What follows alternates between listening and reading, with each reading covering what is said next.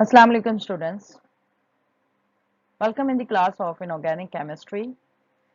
We are studying the topic non-aqueous solvents, and in non-aqueous solvents today we will discuss the intermolecular forces and solvophobic interactions in non-aqueous solvents.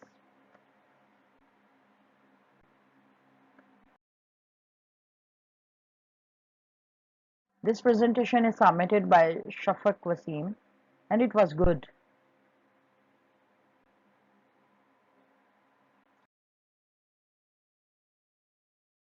So what are intermolecular forces?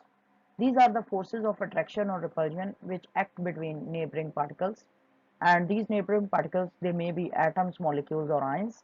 These forces are weak compared to intramolecular forces such as covalent or ionic bonds between atoms in a molecule. So intermolecular forces, these are the forces between particles, right? While intramolecular forces, these are the forces within the within a compound.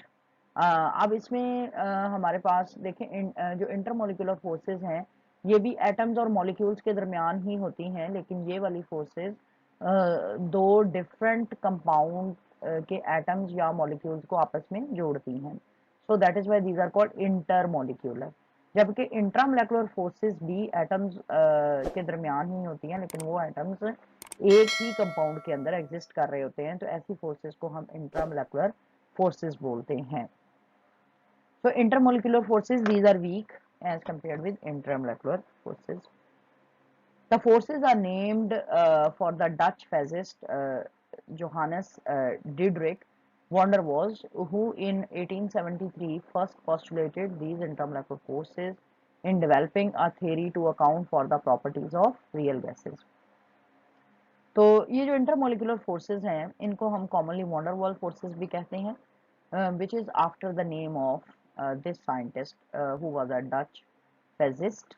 और 1873 में उसने von डर वाल forces को या intermolecular forces को उसने पहली दफ़ा यूज़ किया in order to explain the properties of some real gases.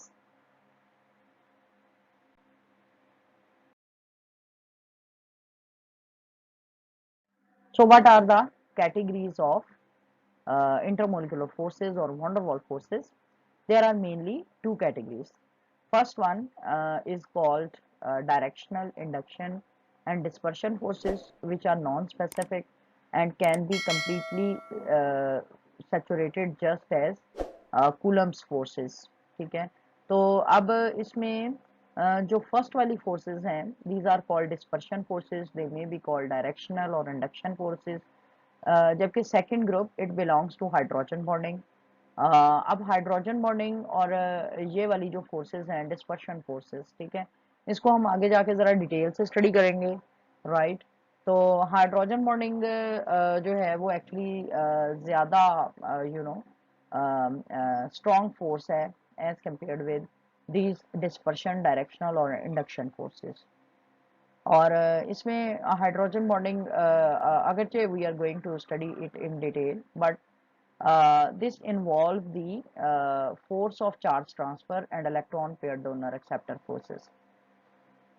तो अब ये जो हाइड्रोजन बॉन्डिंग है, these are more specific, directional, which can be saturated and lead to a stoichiometrically molecular compounds. Hydrogen bonding की वजह से यानी स्टॉकियोमेट्रिकली मॉलिक्यूलर कंपाउंड्स जो है वो प्रोड्यूस होते हैं. यहाँ इससे मुराद ये है कि फॉर एग्जांपल जैसे वाटर है, ठीक है, तो अब वाटर में यानी हाइड्रोजन और oxygen in the ratio of 2:1 आपस में कंबाइन हुए हुए हैं, इसको कहते हैं स्टॉकियोमेट्रिक रेशियो.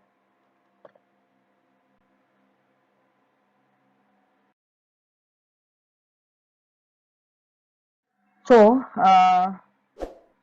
जो इंटरमोलिक्यूलर इंटरेक्शंस हैं हम इनको इस तरह से, पहले पिछली स्लाइड में तो दो मेन क्लासेस बता दी गई हैं, ठीक है. तो अब हम इसको जो स्टडी करेंगे एक्चुअली जो पहली डेफिनेशन है उसमें ये दो कैटेगरीज आती है, यानी ion dipole forces and dipole dipole forces. जो डिस्पर्शन फोर्सेस वाली कैटेगरी है उसमें ये दोनों आती हैं, जबकि तीसरी तो ये हाइड्रोजन बॉन्डिंग ही है.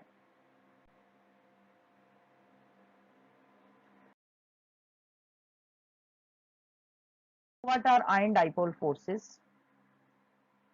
An ion dipole force is an attractive force that results from electrostatic attraction between an ion and a neutral molecule that has a dipole. ठीक है, तो वैसे एक्चुअली ये आपके सिलेबस में शामिल है, that is why I am going to discuss, otherwise you people have already studied these forces in detail.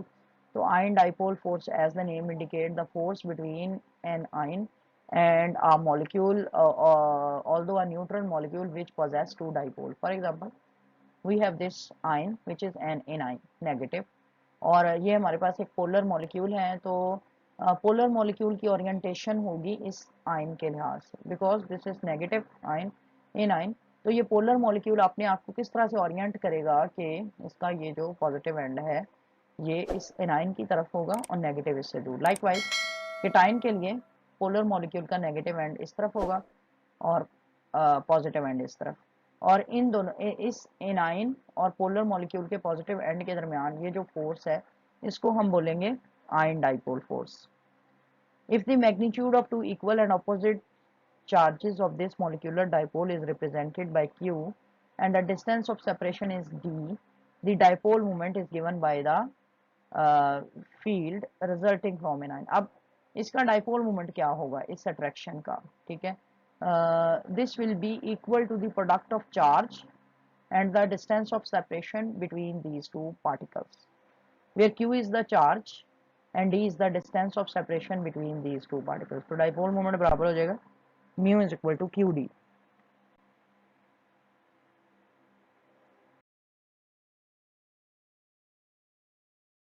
So continuing ion dipole force, when we placed in an electric field resulting from an ion, the dipole orient itself so that attractive end will direct towards the ion and the other repulsive end away।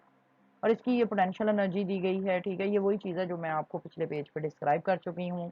और अब इसमें जो potential energy है उसको हम represent करेंगे, potential energy ion dipole, this is equal to minus z dot mu minus cos alpha over r square, और इसकी फिर ये एक्सप्लेनेशन है इस इक्वेशन की।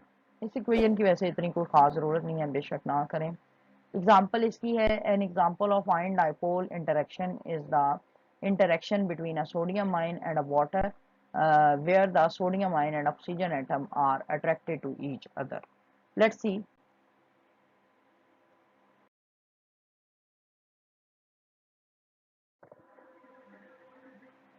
अच्छा जी, अब इसमें देखें these are dipole dipole forces as the name indicate। इसमें पोलर मॉलिक्यूल्स जो है वो इन्वॉल्व होंगे, और you can see this is a polar molecule, और पोलर मॉलिक्यूल में आपको पता है कि पॉजिटिव और नेगेटिव एंड्स जो हैं वो प्रोड्यूस होते हैं। ये वाला नेगेटिव एंड इस पॉजिटिव एंड को अट्रैक्ट करेगा, और इस तरह से इसकी ओरिएंटेशन लाइक दैट भी हो सकती है। So these are dipole dipole forces which exist between polar molecules.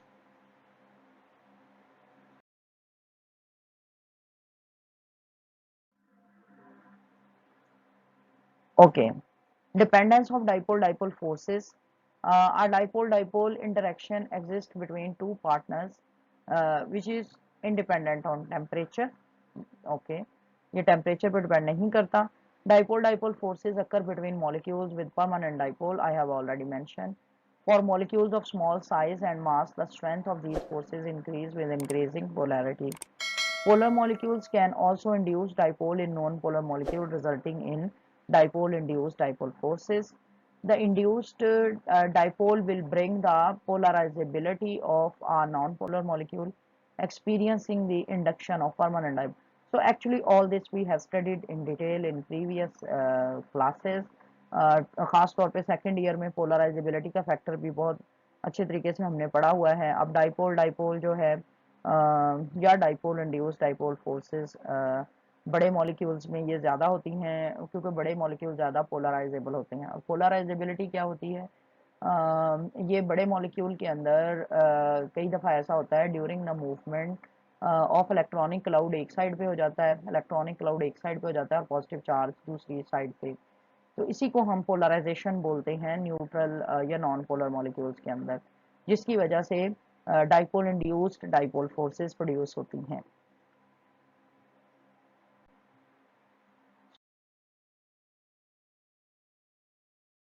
Hydrogen bonding which is quite important.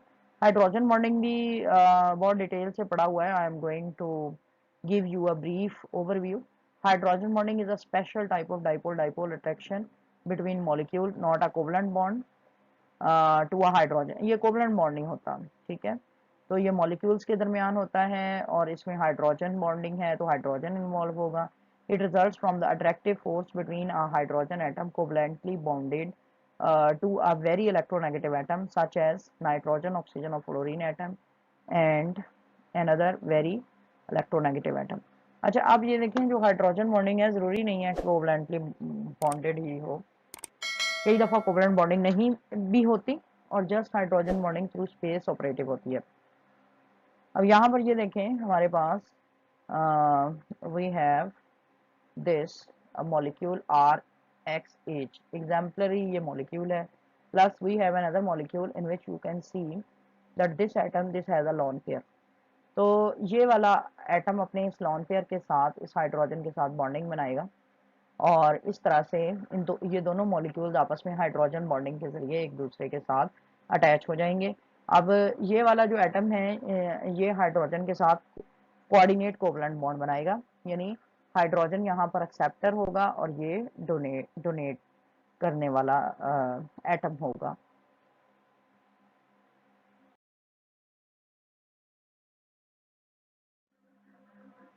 So now we have types of hydrogen bonding, intramolecular hydrogen bonding and intermolecular hydrogen bonding।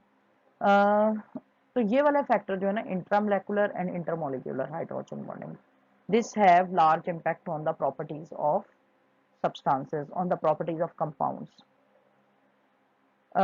Intermolecular hydrogen bonding, when two or more equal molecules are involved, then it is called homo intermolecular hydrogen bonding। For example, the hydrogen bonding between two water molecules, this will be called as homo intermolecular। Hetero intermolecular hydrogen bonding, the association of different molecules, this is known as hetero intermolecular hydrogen bonding। अब आपको पता है for example hydrogen bonding between water और ethanol हो सकती है, this will be hetero intermolecular hydrogen bonding. जबकि hydrogen bonding between two ethanol molecules, this will be called as homo intermolecular hydrogen bonding.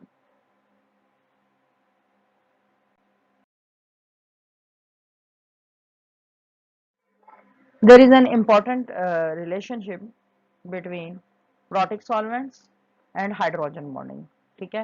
And we know very well what are protic solvents, बहुत detail से हमने पिछले lectures में इस चीज़ को पढ़ लिया है। Protic solvents are the solvents which contain hydrogen atom या प्रोटॉन, ठीक है। अब प्रोटिक सॉल्वेंट्स की एग्जांपल में वाटर है, ammonia, alcohol, carboxylic acids and primary amides, all these are protic solvents. तो प्रोटिक सॉल्वेंट्स और ऐसे मॉलिक्यूल्स, ऐसे सल्यूट मॉलिक्यूल्स जिसमें स्मॉल एनाइंस हैं, तो ऐसे एनाइंस को, ऐसे सल्यूट्स को प्रोटिक सॉल्वेंट्स बड़े अच्छे तरीके से सॉल्वेट कर सकते हैं बिकॉज ऑफ हाइड्रोजन बॉन्डिंग। यानी प्रोटिक सॉल्वेंट्स और ऐसे सल्यूट्स जिनमें ये स्मॉल आइंस पाए जाते हैं उनके दरमियान हाइड्रोजन बॉन्डिंग एस्टेब्लिश होगी और इस वजह से जो सॉल्वेशन का अमल है वो बहुत अच्छे तरीके से होगा। तो प्रोटिक सॉल्वेंट्स ऐसे सल्यूट्स जिनमें स्मॉल एनाइंस होंगे उनको अच्छे तरीके से डिसॉल्व कर देंगे as compared with solutes which contain larger ions like iodide and sulphocyanide ions. So अब इसी वजह से क्या है कि जो हेलाइड आइन की फ्री एनर्जी ऑफ हाइड्रेशन है वो इस तरह से डिक्रीज होती है, यानी फ्लोराइड की सबसे ज़्यादा होती है। यानी ऐसा सल्यूट जिसमें फ्लोराइड आइन पाया जाए, जैसे हाइड्रोजन फ्लोराइड है, उसकी एनर्जी ज़्यादा होगी हाइड्रोजन क्लोराइड से for example.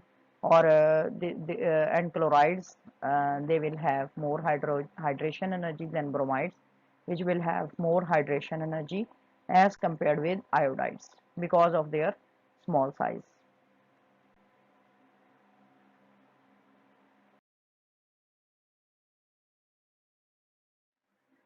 Now we will move towards the second part of this lecture, which is solvophobic interactions.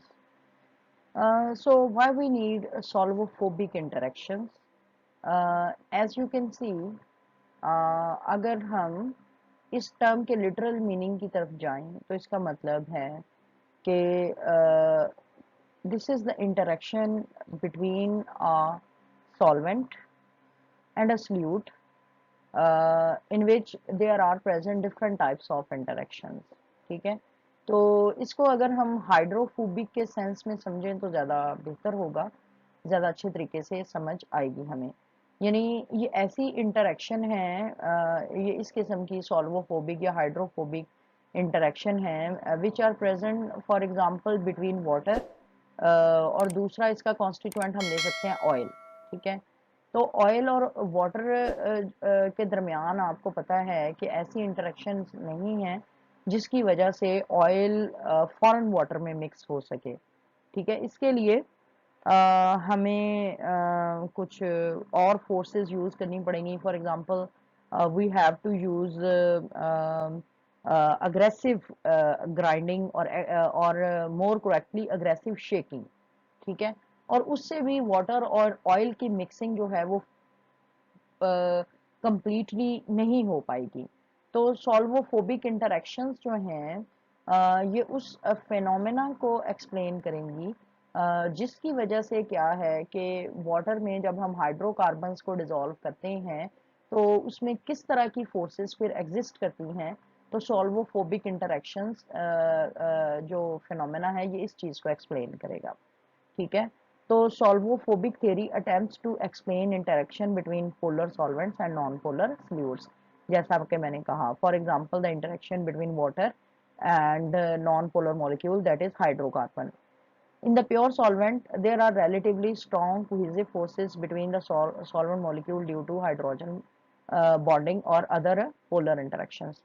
तो जब हम किसी हाइड्रोकार्बन को which is extremely insoluble in water जब हम वाटर में डिसॉल्व करेंगे तो this will be associated with increase in free energy of the system. तो इसका मतलब change in free energy this will be greater than zero. ठीक है, तो जब हम किसी भी हाइड्रोकार्बन को वाटर में सॉल्वलाइज करने की कोशिश करेंगे तो उसके नतीजे में एनर्जी सिस्टम की फ्री एनर्जी बढ़ जाएगी and this will be accompanied by change in enthalpy of the system, that is delta H, this will also be greater than zero।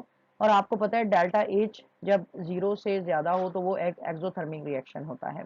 इसका मतलब ये हुआ कि जब हम हाइड्रोकार्बन को वाटर के अंदर डिसॉल्व करेंगे there will not only the increase in free energy of the system but also there is increase in delta H. Delta H is greater than zero and the system or the change in energy will be exothermic। Hydrocarbon को water में dissolve करने से heat evolve होगी। you know that we have this equation which relate delta H with delta G, that is delta G naught is equal to delta H naught minus T delta S naught। ठीक है, तो अब इसकी वजह से क्या होता है, delta G naught is equal to delta H naught minus T delta S। So this is the equation which relate delta G naught delta H with delta S and delta S naught we know that this is the entropy change। और entropy को अगर हम समझें तो entropy जो है this is the measure of disorderness in a system. और अगर एंट्रोपी की वैल्यू ज़्यादा है इसका मतलब डिसऑर्डरनेस ज़्यादा है। इसको हम एक सिंपल एग्जांपल से समझ सकते हैं। फॉर एग्जांपल सेब जो है जब दरख्त पे लगा हुआ है तो this is an ordered state, और इस स्टेट में हम कहेंगे कि एंट्रोपी एप्पल की कम है, और जब वो टूट के नीचे गिर जाएगा this will B disordered state और उस स्टेज में एंट्रोपी बढ़ जाएगी। तो अब डेल्टा जी नॉट और डेल्टा एच नॉट का इस इक्वेशन के थ्रू से जो एंट्रोपी के साथ रिलेशनशिप है वो माइनस साइन के साथ है। तो इसका मतलब ये हुआ कि अगर डेल्टा जी नॉट ज़्यादा है डेल्टा एच नॉट ज़्यादा है तो डेल्टा एस नॉट की वैल्यू डिक्रीज होनी चाहिए यानी कम है। ठीक है, और अगर कम है तो इसका मतलब ये हुआ कि एंट्रोपी अगर कम है तो सिस्टम जो है वो ऑर्डर्ड स्टेट में है। ठीक है, एंट्रोपी अगर ज़्यादा है तो सिस्टम डिसऑर्डर्ड है और एंट्रोपी अगर कम है तो सिस्टम जो है वो ऑर्डर्ड स्टेट में है। तो यहाँ पर एंट्रोपी अगर नेगेटिव है यानी एंट्रोपी कम है, तो इसका मतलब कि सिस्टम जो है वो ऑर्डर्ड स्टेट में है।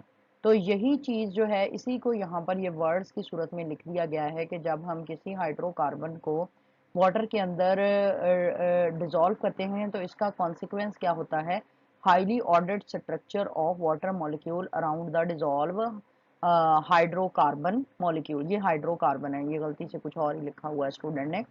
तो उसकी वजह से जब हम हाइड्रोकार्बन्स को वाटर के अंदर डिसॉल्व करेंगे, डेल्टा जी की वैल्यू भी इंक्रीज करेगी, डेल्टा एच की वैल्यू भी इंक्रीज करेगी और डेल्टा एस की वैल्यू डिक्रीज करेगी। और डिक्रीज इन डेल्टा एस ये वैल्यू ये रिप्रेजेंट करेगी कि जो वाटर की अरेंजमेंट है around the hydrocarbon molecule, this is an ordered structure.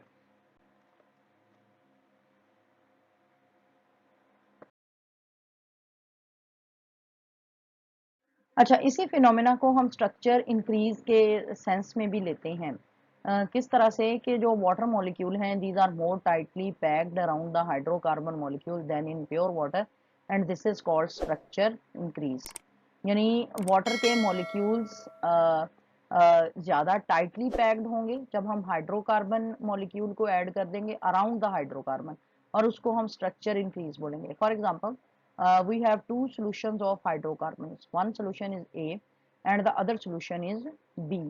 तो जब हम इन दोनों सॉल्यूशंस को आपस में मिक्स कर देंगे तो एक्चुअली क्या होगा कि अगर ये वाले तीन वाटर मॉलिक्यूल, ये देखें ये वाला सर्कल से हमने वाटर मॉलिक्यूल्स को रिप्रेजेंट किया है, अगर इन तीन वाटर मॉलिक्यूल्स को और इन तीन वाटर मॉलिक्यूल्स को जिन्होंने पहले हाइड्रोकार्बन के ए और बी मॉलिक्यूल को सराउंड किया हुआ है, ठीक है। तो अगर हम ए और बी सॉल्यूशन को, हाइड्रोकार्बन ए और हाइड्रोकार्बन बी के वाटर सॉल्यूशन को आपस में मिक्स कर दें तो यहाँ से ये वाटर मॉलिक्यूल्स जो हैं ये निकल जाएंगे और हाइड्रोकार्बन के ये दोनों एंड्स जो हैं ये आपस में मिल जाएंगे। एक तो इस चीज़ को हम बोलते हैं, ठीक है, स्ट्रक्चर इंक्रीज, और इसमें वाटर के मॉलिक्यूल ज्यादा टाइटली पैक्ड होंगे अराउंड द हाइड्रोकार्बन। और ये देखें ये वाले 6 वाटर मॉलिक्यूल्स यहाँ से निकल जाएंगे। अब ये क्यों होता है, एक्चुअली ये हाइड्रोफोबिसिटी की वजह से होता है। हाइड्रोकार्बन्स आपको पता है कि जाहिर है वो वाटर को रिपेल करते हैं, तो यहाँ से ये दोनों हाइड्रोकार्बन के मॉलिक्यूल वाटर को रिपेल करेंगे, वाटर यहाँ से निकल जाएगा और इसके ये हाइड्रोफोबिक एंड्स जो हैं वो आपस में इंटरेक्शंस की वजह से ये एक दूसरे के करीब आ जाएंगे, ठीक है, और वाटर मॉलिक्यूल को अंदर से ये रिपेल कर देंगे, ठीक है। अब इसी वजह से प्रोटीन्स में ये होता है कि जो हाइड्रोफोबिक एंड्स होते हैं वो अंदर की तरफ से अंदर की तरफ होते हैं, और जो हाइड्रोफिलिक एंड प्रोटीन्स के होते हैं वो बाहर की तरफ होते हैं, जहां पर ये water molecules you can see these are attached. So if aqueous solution of two hydrocarbons are mixed, the two hydrocarbon may form an aggregate with simultaneous partial reconstruction of original undisturbed water structure, ठीक है। तो अब इसमें क्या होगा कि अगर हम ये इन दोनों लाइंस में इसी चीज़ की एक्सप्लेनेशन दी गई है जो मैं आपको बता चुकी हूँ कि जब हम इन दोनों हाइड्रोकार्बन्स को मिक्स करेंगे यहाँ से ये वाटर मॉलिक्यूल्स निकल जाएंगे because of the hydrophobic nature of the hydrocarbons. Hydrocarbons के ये दोनों एंड्स एक दूसरे के करीब आ जाएंगे और इस तरह से इनकी स्ट्रक्चर जो है वो स्ट्रक्चर इंक्रीज कर जाएगी। This phenomena is called structure increase which is related to the expulsion of water molecules from the these ends of the hydrocarbons, and hydrophobic ends of the hydrocarbons they will come opposite to each other, और water molecules जो हैं वो रिपेल्जन की वजह से बाहर निकल जाएंगे। तो प्रोटीन में, मैं ये दोबारा से रिपीट कर रही हूँ, प्रोटीन में इसी वजह से जो हाइड्रोफोबिक एंड्स हैं फॉर एग्जांपल प्रोटीन में वो अंदर की तरफ होते हैं, और हाइड्रोफिलिक एंड्स इसी स्ट्रक्चर इंक्रीज के फिनोमेना की वजह से बाहर की तरफ होते हैं।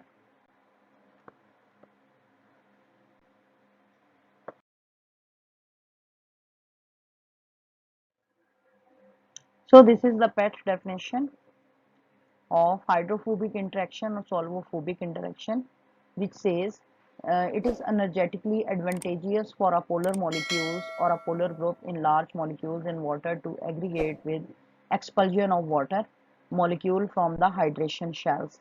This phenomena is known as hydrophobic interaction. This I have already explained if any problem you can ask. तो अब इसमें हाइड्रोफोबिक या सोल्वोफोबिक इंटरेक्शन यही होती है कि जो हाइड्रोफोबिक या नॉन पोलर हाइड्रोकार्बन हैं वो एक दूसरे के करीब आ जाते हैं जब हम उन्हें वाटर में डिसॉल्व करते हैं, और जो वाटर मॉलिक्यूल है वो उनको सराउंड कर लेते हैं, और उसकी वजह से क्या होता है कि स्ट्रक्चर इंक्रीज भी हो जाता है, और इस तरह के इंटरेक्शंस को हम हाइड्रोफोबिक इंटरेक्शंस बोलते हैं।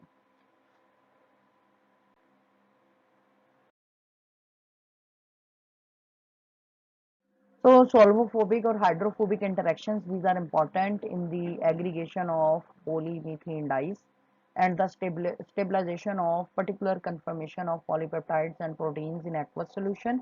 ठीक है, and the biochemical complexation between enzymes and substrates. So these are all the examples in which solvophobic or hydrophobic interactions plays an important part.